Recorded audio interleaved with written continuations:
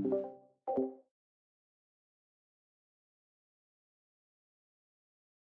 right, everyone, welcome to perhaps the most legendary shoot 'em up of all time, Gradius, a game that by mandate must be included in every shooting game marathon or festival, and something that Prickly Angler here has taken on the noble duty of presenting for us. Presented by Konami. So, Get me for ready. anyone that doesn't recognize this 50. game, it is published Get by me ready. Konami in 1985, and it pretty much set 49. the standard for Get the me entire ready. genre thereafter. This is where a 48. great deal of the Get me conventions ready. of the shooting genre come from: the power-up systems, 47. the weapon systems, and rank systems as well. It's not necessarily the case that Gradius invented every single element that it contains, but it is the case that this is where they all coalesced into a single package that very much resembles even shooting games still made today. So, something that doesn't resemble shooting games made today is the loading time or the countdown. Well, I guess there are loading times today. As a matter of fact, any game that's made in Unity does tend to take about 99 seconds to get started up. But we'll be watching that countdown as Prickly is playing in the Arcade Archives port of the game on PS4, which probably includes a feature that lets you skip this. I'm not sure. I haven't played that port, but I'd rather not load from a save state or anything like that when playing a run. And there's also a little bit of nice music here, which hopefully is audible over my voice. I guess I should introduce myself. I'm Ghouls Are Free. I play shooting games. So, what is unique about the run that Prickly is going to do today, insofar as any run of such a widely played game can be unique, is he's going to be doing a max speed run using all 4 available speed power-ups to move at a really aggressive rate. Most people in playing Gradius use speed level 2 or 3. Speed level 1 is strenuous but acceptable, and speed level 0 is almost impossible to get through the game on. I talked to Prickly about this, and he said he's cleared the game on speed levels 2 and 3 at least, and I think that he agreed that playing at speed level 4 is more interesting as a challenge rather than something that is an advantage to the player. But it is an advantage in certain ways, and one of those ways is that it allows quicker positioning. So, because you don't have a really wide shot or a homing shot or anything like that in these games, the ability to jump across the screen to fire your straight shot at an enemy in a very small amount of time is something that allows you to react quicker and keep down traffic of enemies more so than you'd be able to at lower speed. The next advantage is something that you can see already, which is the spacing of the option.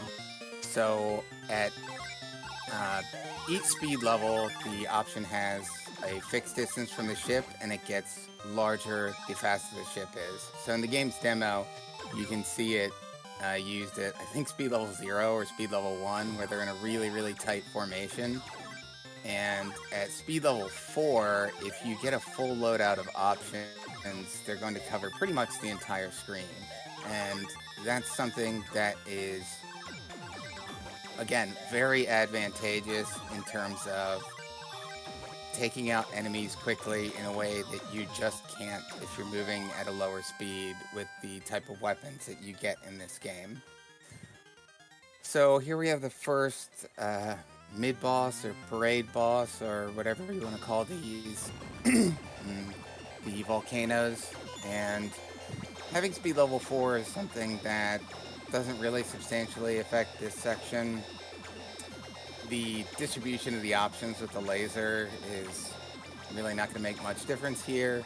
The missiles maybe aren't quite as useful when they're spread out like this, but it obviously is something that can be survived just as easily. When it comes to big core, it's actually going to be a big advantage having the large spread of options and the fast movement speed, because that means essentially he can quickly pass by the lasers and always hit big core from the other end of the screen. So there's a bit of glitchiness with the option movement sometimes in the game. Gradius does sometimes show its seams, and so that was why you could see the options sort of moving around at the top of the screen like that, where it shouldn't have been. So now he's demonstrating for us the running away from the shield technique, I know, which is one of Prickly's favorites. When the shield spawns in, it does have to catch up to the ship, and when you're at high speed, you can stay away from it. So at this point, he's got 3 options: the shield, missile, and he is at max speed. So he's most of the way powered up. He's going to use the laser weapon for the majority of the game. I know it varies depending on exactly how things go, but generally speaking, especially with the wide option spread, the laser has really great coverage and can take out the stronger enemies very quickly. Double is a perfectly viable weapon in this game. I'm not sure if that's the case when using max speed, but at lower speeds you do get a traditional spread-like coverage. So here is the cube rush, or the zub rush as some call it. These spawn in randomly, and it's sort of a notorious segment of the entire series. Prickly has mentioned that he finds this to be the hardest part of the game, just because of the randomness of it.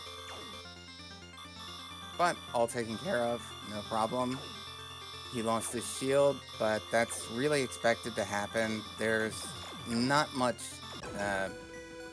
clinging to your shield in this game. It's just going to take hits no matter what you do, which is kind of why I think a lot of people became more familiar with the force field type shield that was used later on in the series. So now he's moving into stage 3, the most important stage of every Gradius game, the Moai stage. And oh yeah, I forgot that there's one of those mothers shows up at the beginning of the stage. Has a preview of the parade that will come later. So for the Moai stage, the speed is actually... So I haven't mentioned one of the disadvantages of the speed, perhaps the biggest disadvantage of the speed, is that Gradius is a game with terrain. A lot of times that terrain is just at the top and bottom of the screen, but it takes different shapes. In this case, you see these islands that the Moai are strewn across. And because you need to deal with terrain, and because Vic Viper can collide with and be destroyed by it at any point in time, having a lot of speed means that positioning yourself close to these walls is really difficult.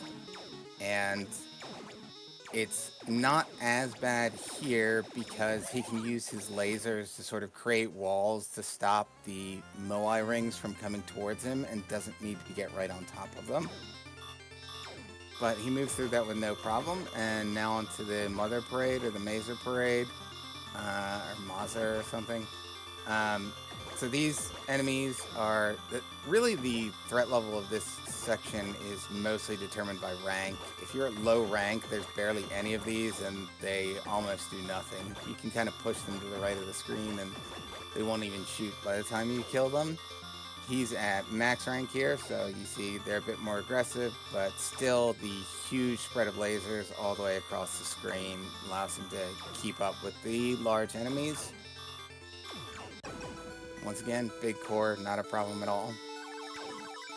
So Prickly's mentioned that he uses auto fire when he's using the normal shot, and does not use it when using the laser shot. It's traditional to just use manual fire when using the laser, since there's not much advantage to using auto fire. It's a technical subject. But here he's going to switch to double, and for this he will be using auto fire. The game includes, or this is a game that's actually made with 3 buttons. There's the shot button, the power-up button, and also the missile button.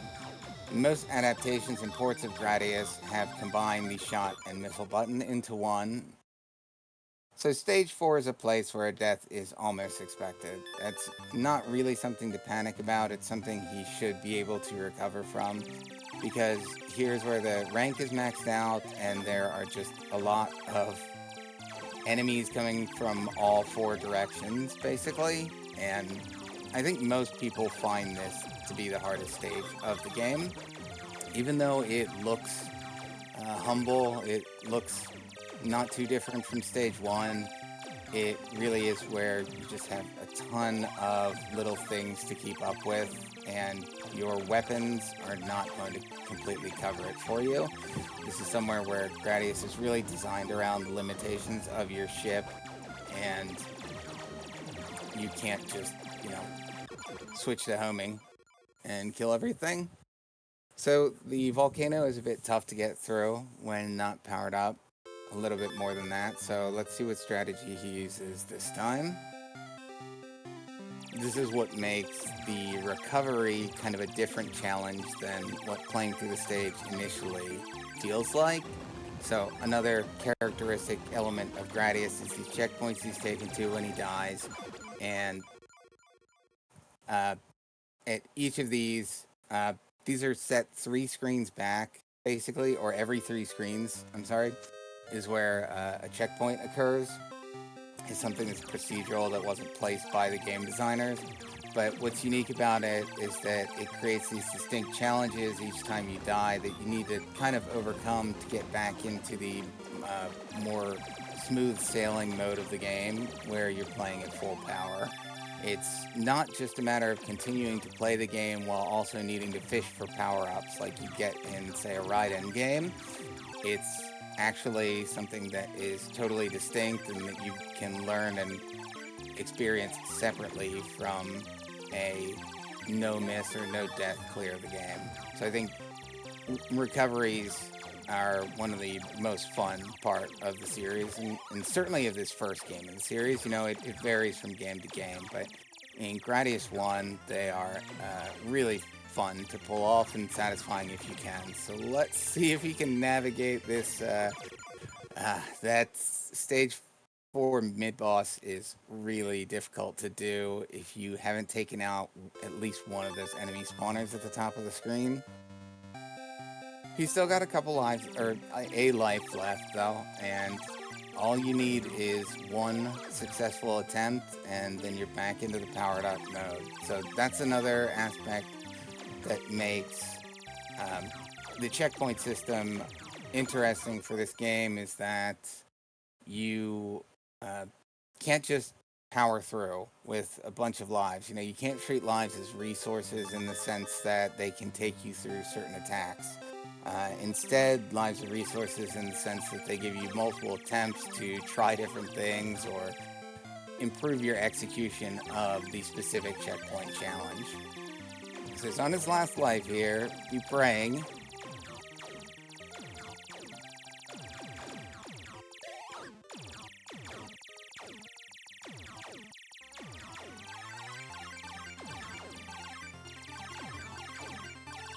Alright, he's got a bit of a better position this time than he had last time. And I think he will be able to make it out of this.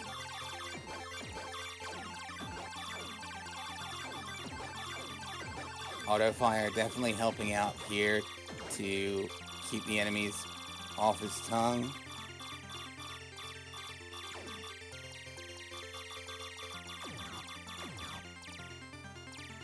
And big core without any power-ups shouldn't be an issue for him.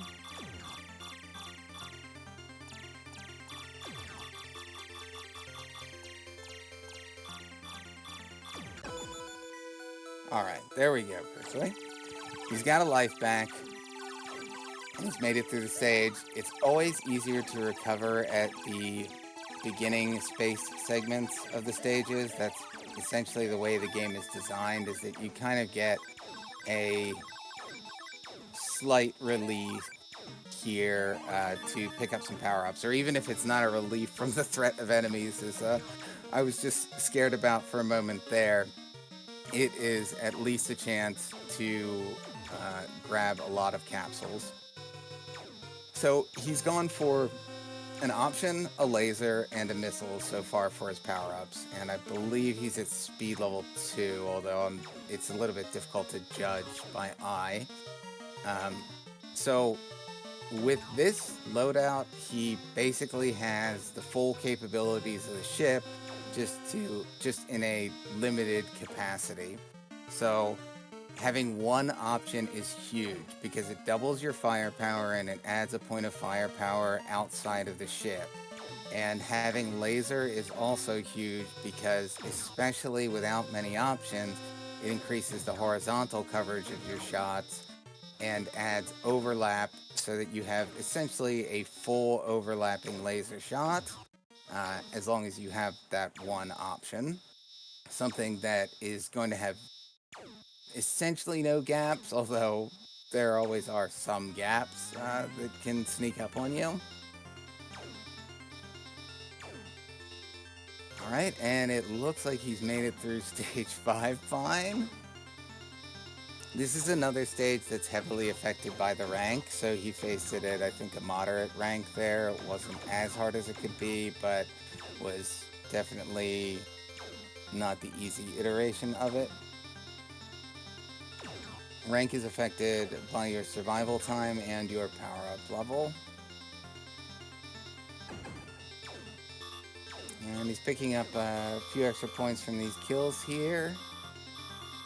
I've never seen this happen before with one of the bacteria coming back. Prickly will have to explain that one to me later. Alright, so he's on to stage 6 now. And this stage shouldn't be too much of a problem. This is another one that's sort of an indoor stage with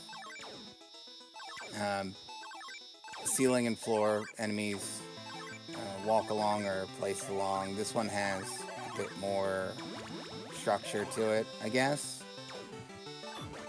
But with this weapon setup, he should be well covered.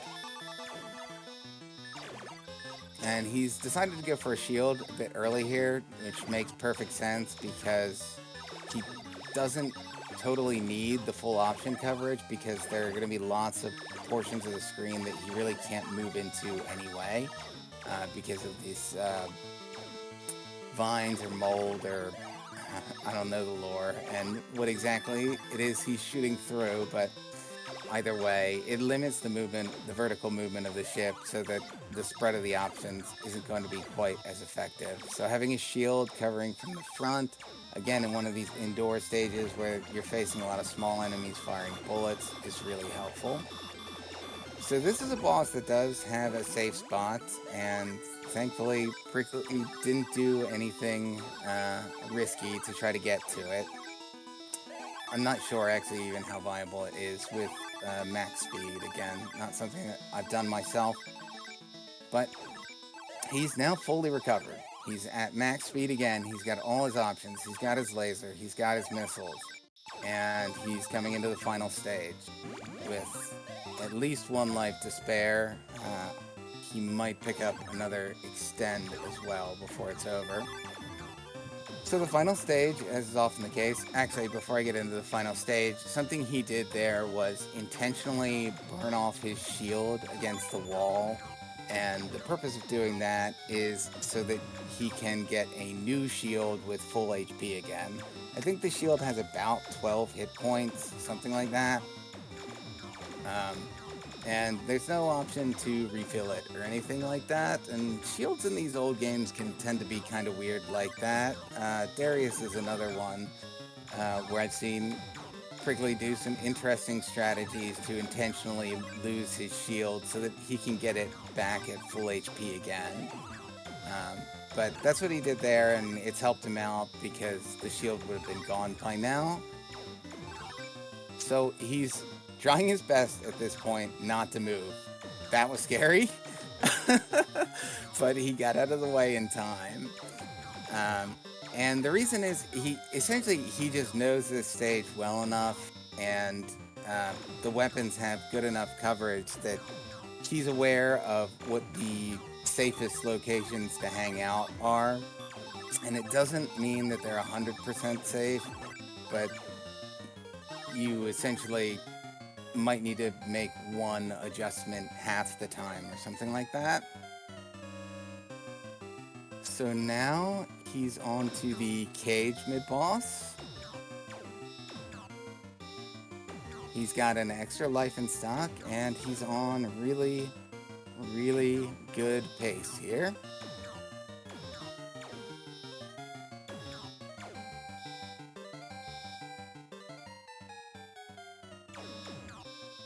Alright, that's past the cage. Now, through the final shutter. And that, ladies and gentlemen, is the loop. So this is the traditional Gradius brain. Doesn't even deserve to be called a boss.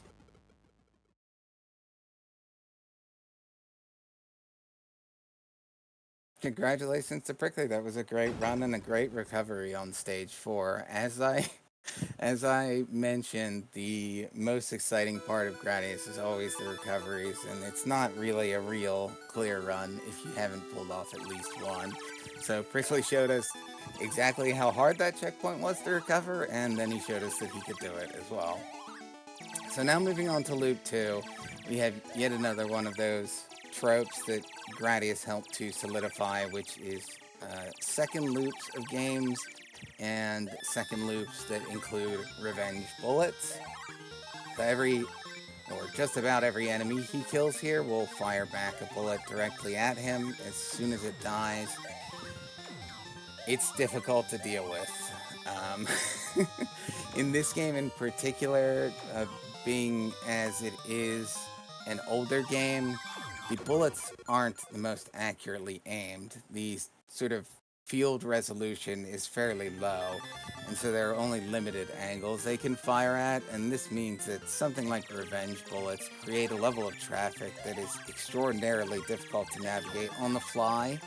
It's something that really requires a lot of prepared strategies in advance. Prickly has done a 2-loop clear this game,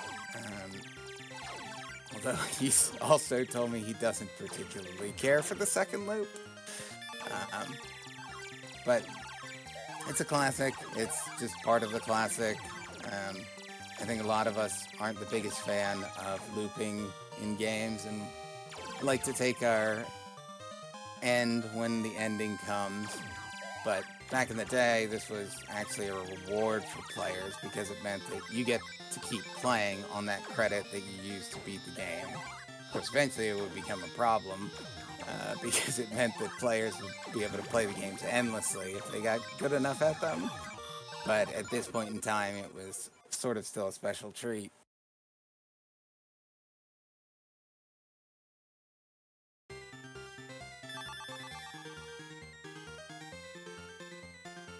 Alright, let's see what he does on his final life here.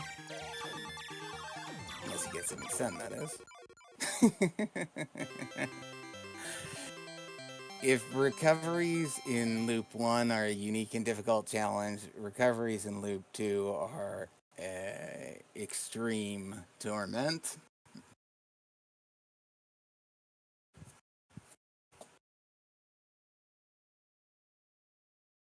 So I think Prickly is going to join us in voice chat for a moment here.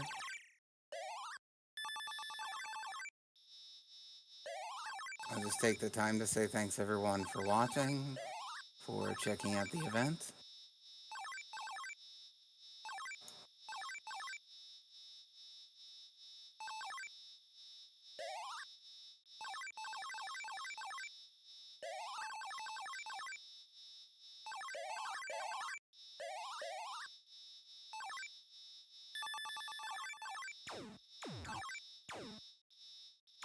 Okay, Prickly is unable to join us in voice chat, but check out his channel. He plays Gradius and Darius and Tengai and other horizontal games like that. He's a great player and has some very interesting strategies and philosophies about the game.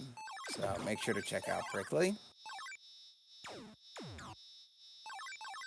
Ah, here he comes. Some very interesting Hey, what's up? strategies and philosophies. Hello? Actually, yeah. Hey, what's up? We can hear the stream over your mic. Here he comes. Oh, okay, okay. Sorry. Very Sorry, interesting sorry. Hey, what's up? Strategies and Is it better now? um, I think so. Yeah, I think I can't hear it anymore. Okay, sorry. All I'm right. sorry. Anyway, Yes, congrats on the run. Nice thanks. recovery. I think the run went fine. Actually, I think my positioning was fine on the stage 4 stay spot, but as you saw, I didn't get lucky at all because two enemies passed through my double shots. It's something that can happen because the double is kind of inconsistent more than the laser, but even the laser can be a bit inconsistent. And then I don't know, my nerves got a bit on me because the recovery on the stage 4 is like fairly easy for me. Like it's some of the recoveries I knew them even before I got my first 1cc on the game. But yeah, it often happens that I clear on my last life. But yeah, I was happy to do so during the event. And then it was fun showcasing the safe spot on stage 7, which is really funny and really silly. Yeah, it was a good demonstration. I've seen you recover that stage 4 checkpoint before more fluidly than that, so you scared me a little bit. Yeah, I was a bit scared myself, but at least yeah, I did. I'm fairly consistent with every checkpoint during the game, but the thing that can get you is like nerves, Of course. psychological stuff. It's not that you can do it, but that's what I like about the recovery system in Gradius One, is that it's more fair than in other games of the series.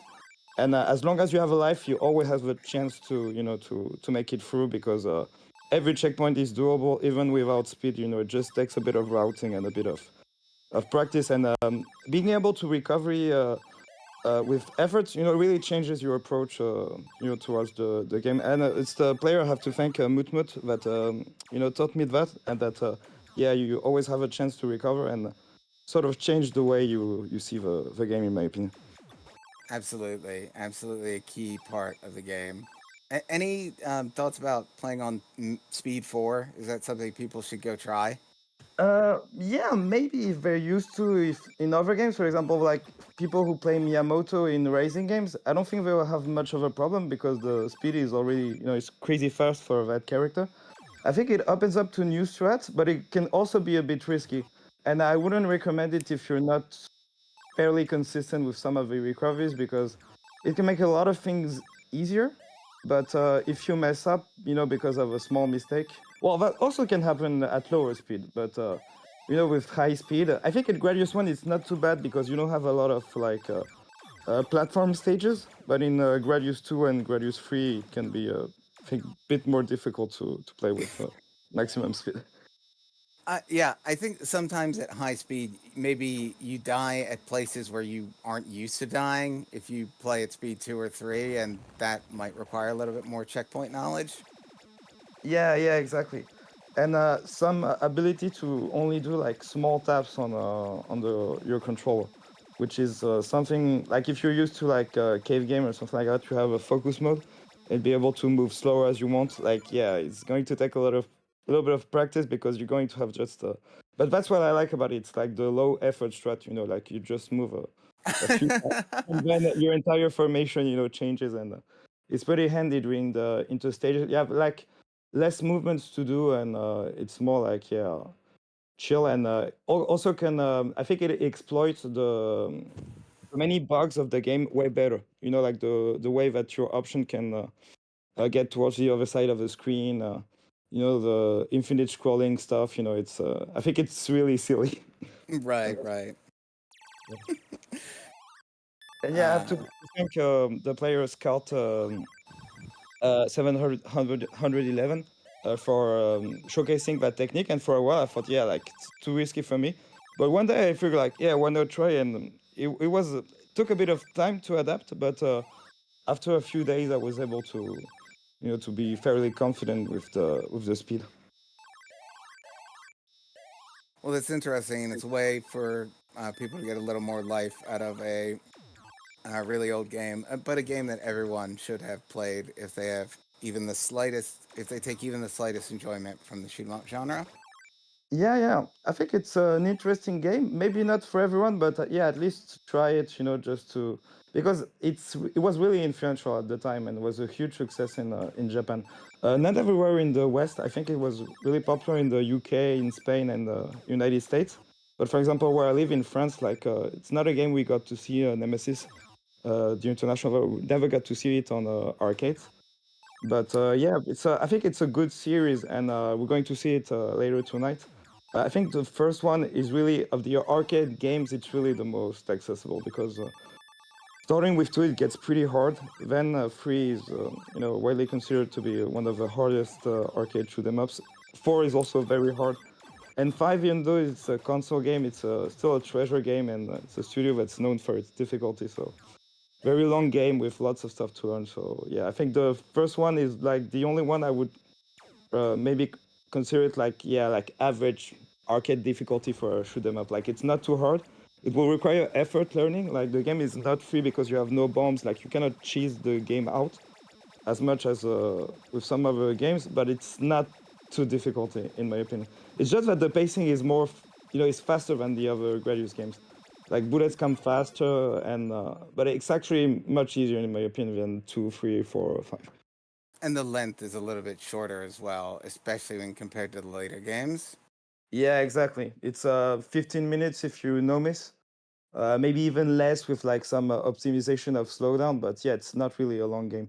It can take a bit longer if you're like recovering like I did, or if you intend to do endless loops, of course. Like you can spend, I think the world record, like someone that stayed like maybe 70 days or something like that. Like it's really crazy.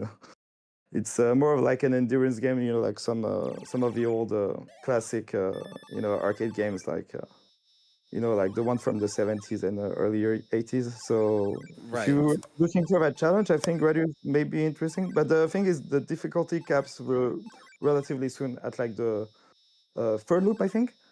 Unlike some other games where the difficulty caps at like I think in Salamander it caps much later, so it's more interesting in a way if you want to do like endless looping. Yeah, so if you're looking to do a 7 or 8 loop game, Gradius 1 might not be the one for you. Uh, yeah, maybe I think 7 or 8 loop is maybe like 7 hours or 8 hours. But I think there's a video on YouTube from a Japanese player that's like plays for. I think he's was aiming for 10 million. That's like the one of the standard score in Japan for like endless looping games. I think it can last 6 hours. But actually I've cleared the second loop, but I'm not a big fan of Gradius loop. I think it's really lazy. It was also the time, like it's not like some of the loops in later shmups, such as like Cave or Psycho, where like you can feel they sort of even though it's lazy, they sort of thought some stuff like changed the scoring system or added some mechanics, some new patterns. But in Gradius One, it's just like like revenge bullets, and that's basically Right. it. It's purely procedural in Gradius 1. Yeah, Um, exactly. I think we're getting waved along to wrap it up. Yeah, exactly.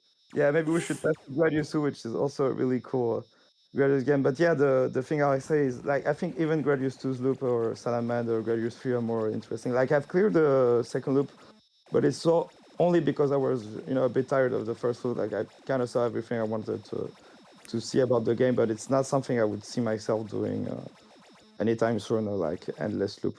I'm not a big fan of such lazy game design. All right. Well, thank you for playing, and Thanks for coming. everyone, check out more Gradius coming up. Yeah. See you soon. Bye bye.